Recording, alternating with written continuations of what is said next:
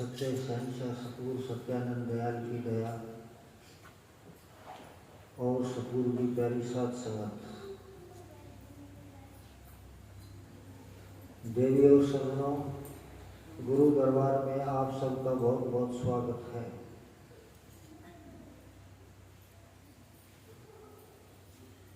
आपका दर्शन करके हमें बड़ी प्रसन्नता हुई।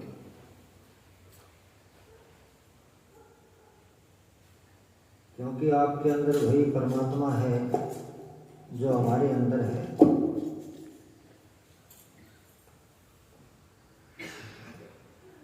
महाराज कहते हैं, तू सांझा साहिब बाप हमारा, नौनिध तेरे अखुद भंडारा। कि हे परमात्मा, तू हम सबका पिता और स्वामी है। सबके अंदर तू बैठा है। सब तेरी आशा रखते हैं और सभी जीव तेरी कृपा के बराबर के भागीदार हैं।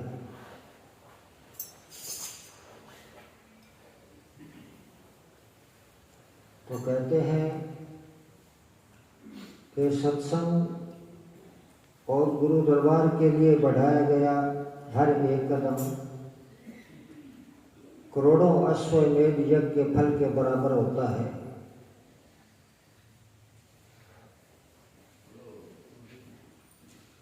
संतों की संगति के लिए देवी देवता भी तरसते हैं।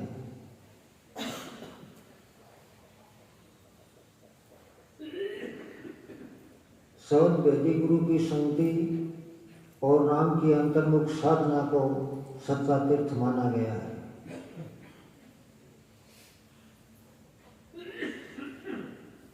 संत गुरु हमारी आत्मा को अंदर प्रभु के नाम से जोड़ देते हैं,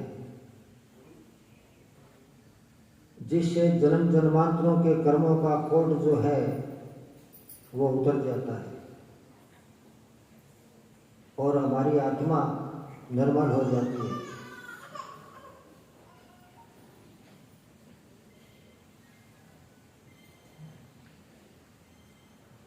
तो उन जीवों का बहुत बड़ा भाग होता है जिनको सच्चे गुरुओं का संगत सुनने का अवसर मिलता है। लेकिन महाराज कहते हैं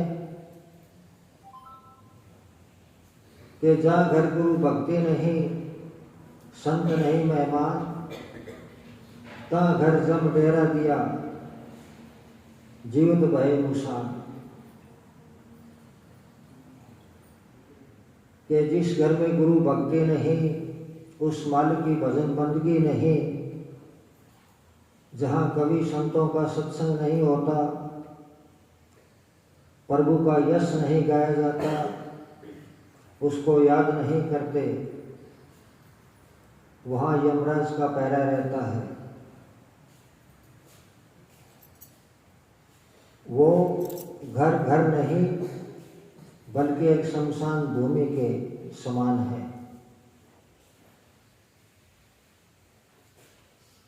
वो इंसान जीवित होते हुए भी मुर्दों के बराबर है। उस घर में बहुत प्रेतों का निवास होता है जो जीव को लूटते और खाते हैं, दुखी करते हैं।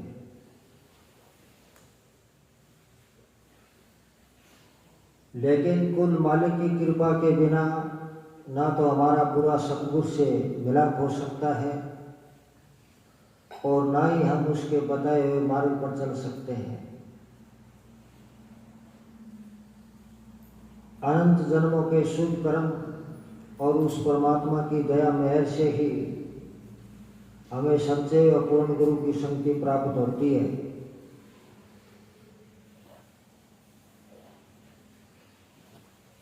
सतगुरु जीव के जन्म से ही अंग संग रहते हैं।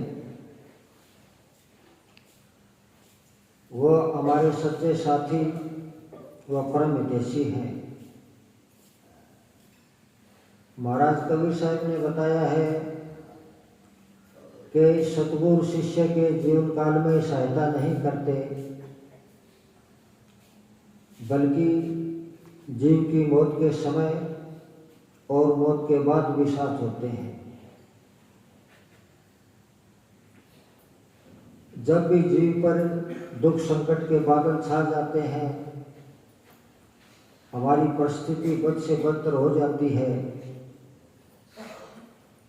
तो वो हमारी मदद करते हैं।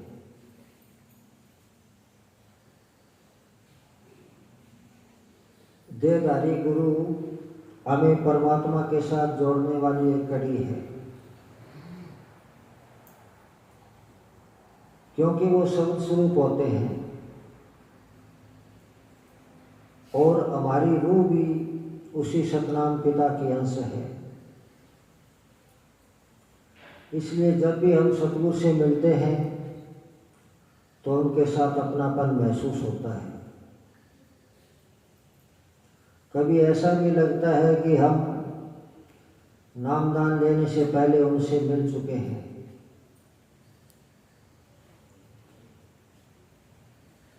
अंतरात्मा में यह भी एहसास होता है कि हम अपने सतगुरु को हमेशा से जानते हैं।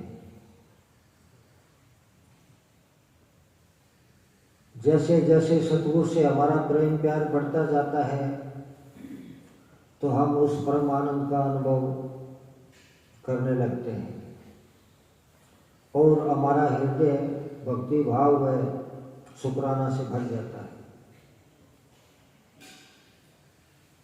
तो चारों युगों में गुरु को मोक्ष का दाता माना गया है, क्योंकि गुरु भक्ति बिना जीव का प्रभु से मिलाप नहीं हो सकता। ये खुद परमात्मा का बनाया हुआ विधान है जो सृष्टि के आरंभ से चलता आ रहा है।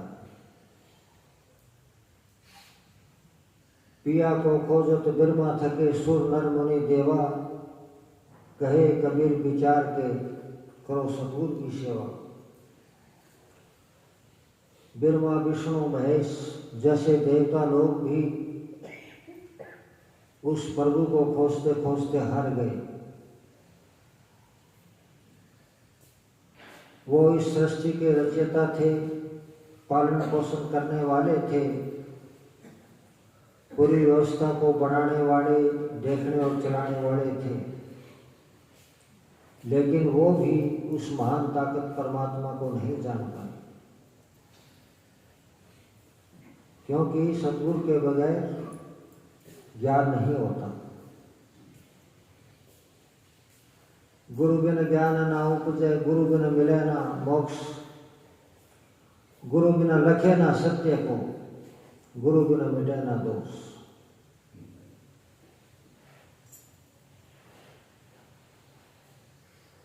तो ये जो मानव शरीर है ये बड़ा ही अनमोल जीवन है।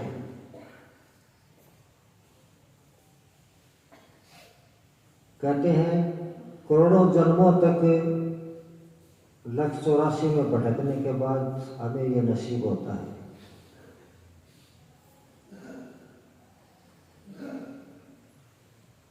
ये इंसान का चोला परमात्मा ने हमें भक्ति करने के लिए दिया है।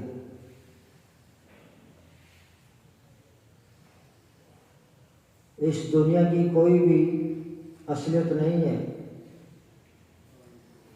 ये सृष्टि कई बार बनी है और कई बार इसका विनाश हो चुका है। इसलिए संत महापुरुष कहते हैं कि इस अमूल्य जीवन का लाभ उठाओ।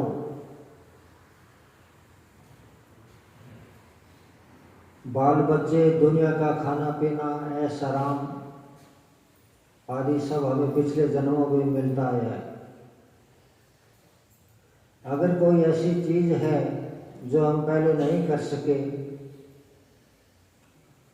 वो है प्रभु की भक्ति, सत्संग, सेवा और सिमरन। उसी के लिए मालिक ने ये मौका बख्शा है, मनुष्य जन्म दिया है, लेकिन हम इस देह के अंदर बैठ के उसको बिल्कुल भूल जाते हैं।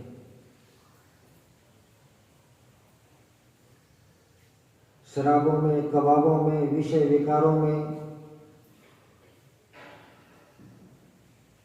कौमों, मजहबों, मुल्कों के झगड़ों और इंद्रियों को भोगों से हमें फुर्सत नहीं मिलती। हम ये सोचते हैं कि ये इंसान का जामा हमें फिर नहीं मिलेगा, इसलिए अब खूब ऐश कर लें।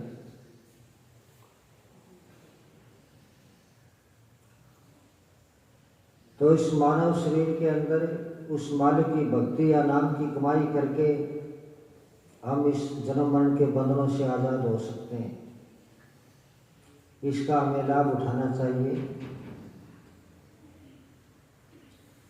अगर ये समय हमारे हाथ से निकल गया तो दोबारा ये शरीर हमें नहीं मिलेगा।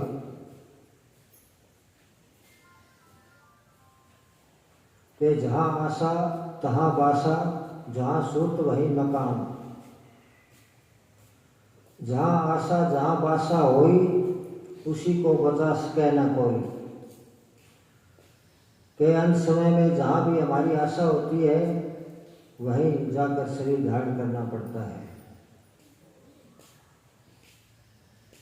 एक गुरु नानक साहिब की का प्रकरण आता है।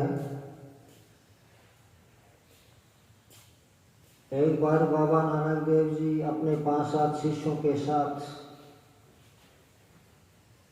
एक नदी के पास पेड़ के नीचे विश्राम कर रहे थे। तो थोड़ी देर बाद वहाँ दुनीचंद नाम का एक सेठ आ गया स्नान ध्यान करने के लिए। अब उसने पूछा कि ये महात्मा जी कौन, कहाँ से है, क्या नाम है इनका।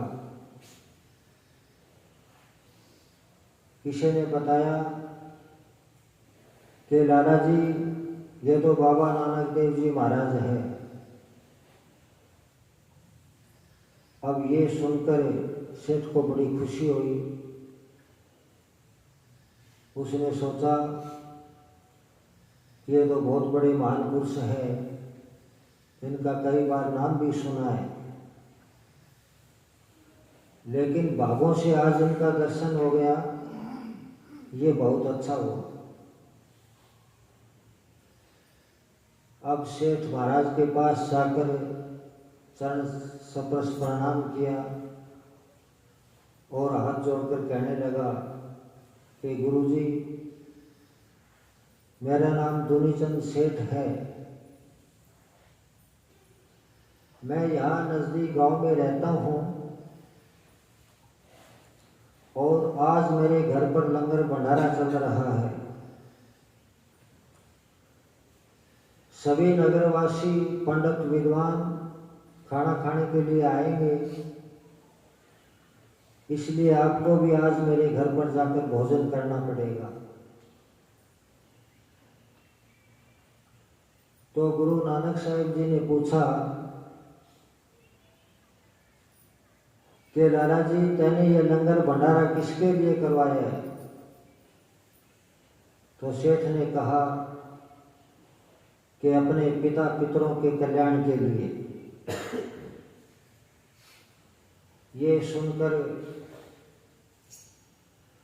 महाराज जी ने कहा ये तो बहुत अच्छा है भाई, अगर ऐसी बात है तो हम तुम्हारे घर जरूर खाना खाने के लिए आएंगे। अपना एड्रेस बता दो। अब सेठ ने कहा गुरुजी, मैं बहुत बड़ा आदमी हूँ, गांव के सब लोग मुझे जानते हैं, आप किसी से मेरा नाम पूछकर घर आ जाना। तो महात्मा जी ने कहा ठीक है, जब खाने का समय होगा तो हम आ जाएंगे, अब तुम घर पे जाओ, अपना काम करो। अब सेठ जी ने धन्यवाद बोलकर घर चला गया और जाने के बाद पीछे से जो 5-7 शिष्य थे वो आपस में कहने लगे कि गुरुजी इस तरह कभी भी राह चलते किसी अजनबी के घर खाना नहीं खाते, हमेशा अपने प्रेमी स्वजनों के घर जाकर प्रसाद लेते हैं। लेकिन आज इस सेठ की खाने की दावत को मंजूर किया है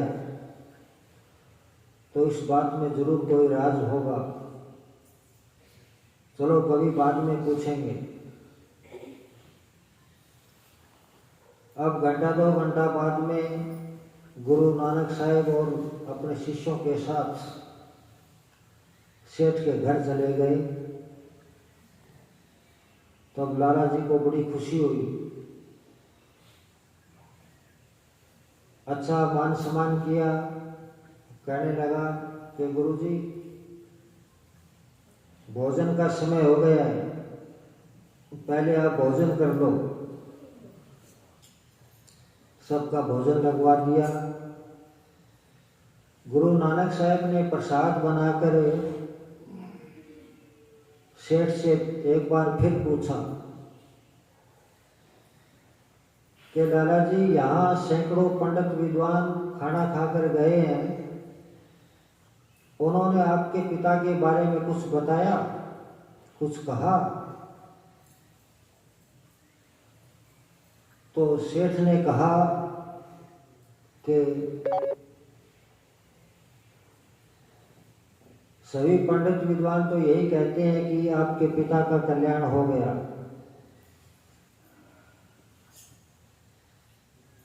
और आज ही नहीं वो तो हर साल यही बात बोलकर जाते हैं कि आपके पिता का कल्याण हो गया। फिर गुरु नानक साहब ने कहा कि नहीं लाला जी, वो सब झूठ बोलते हैं, आपके पिता का कल्याण नहीं हुआ, वो तो अब शेर की योनि में चले गए हैं। और वही शेर नदी के उस पार झाड़ियों में 3 दिन से भूखा बैठा है, उसको खाने को कुछ नहीं मिला। अब ये बात सुनकर सेठ एकदम हैरान हो गया, सोचने लगा कि पंडित विद्वानों ने आज तक ऐसी बात नहीं कही और महाराज आज एक नई बात बोल रहे हैं।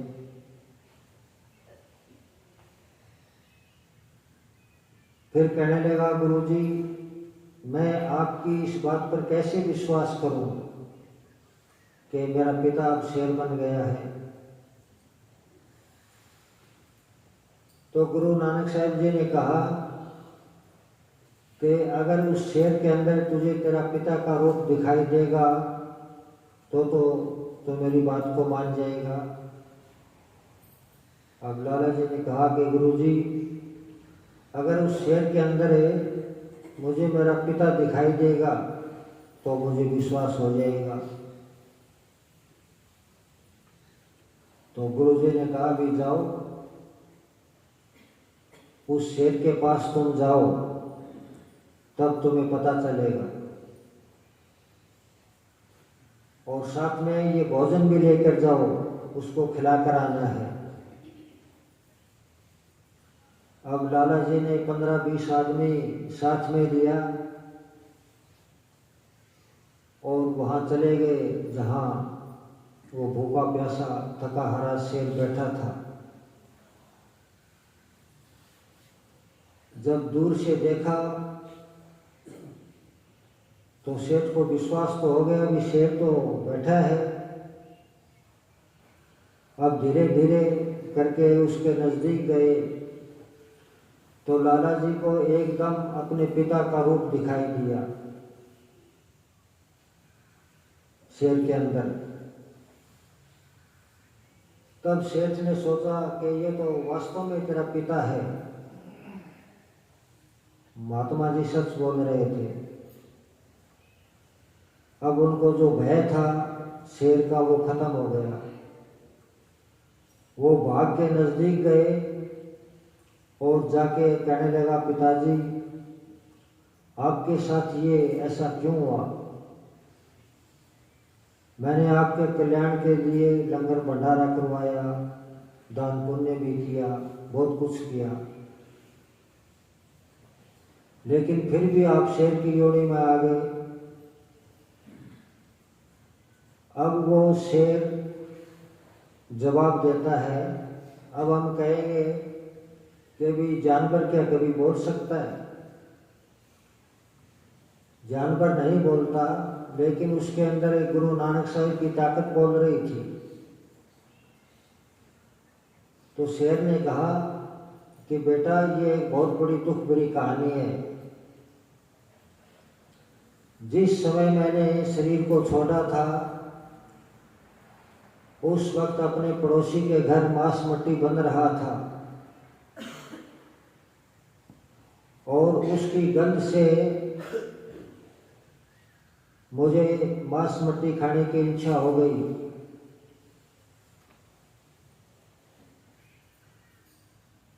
और इसी वजह से मुझे शेर की योनि में आना पड़ा और आज मैं ये गंदगी भक्षण कर रहा हूँ। लेकिन तू एक काम करना, अपने घर जो महात्मा जी आए हैं तो हमेशा उनकी शरण में रहना, उनसे नाम शिक्षा लेकर उस मालिक की भजन बंदगी करना, जो तेरी मोक्ष हो जाएगी। नहीं तो तेरा भी यही हाल होगा जो मेरा हुआ है। तो शेठ ने कहा कि नहीं पिताजी, जो आप कहोगे मैं वही करूँगा, लेकिन महात्मा जी ने ये भोजन भेजा है, पहले आप इसको खा लो। तो शेर ने कहा, ये कोई मामूली भोजन नहीं है, ये बहुत ऊंचा प्रसाद है। मैं इसको खाकर शरीर को छोड़ दूंगा और उसके बाद तुम सब घर चले जाना। तो कहने का भाव अर्थ है कि अंत समय में जहाँ भी हमारा अंत मता होता है, मन की आस होती है, वहीं आगे जाके शरीर धारण करना पड़ता है। ये कोई जरूरी नहीं है कि मनुष्य शरीर ही हमें मिलेगा। और इस शरीर का कोई भी भरोसा नहीं है, हमें कभी भी छोड़कर जाना पड़ सकता है। कोई ये सोचता है मैं तो 100 साल तक जीऊंगा, है, अभी मुझे बहुत कुछ करना है, अभी मेरी टाइम नहीं है।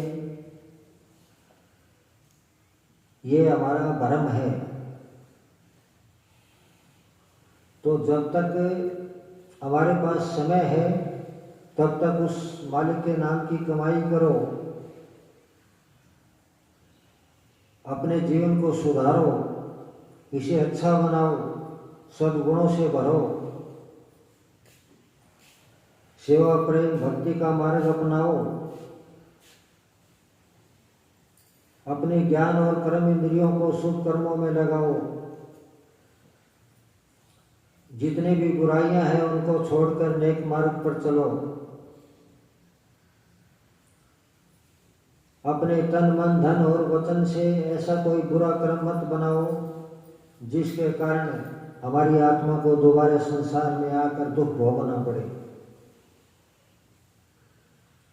आनंद विदाता 13 व्यास।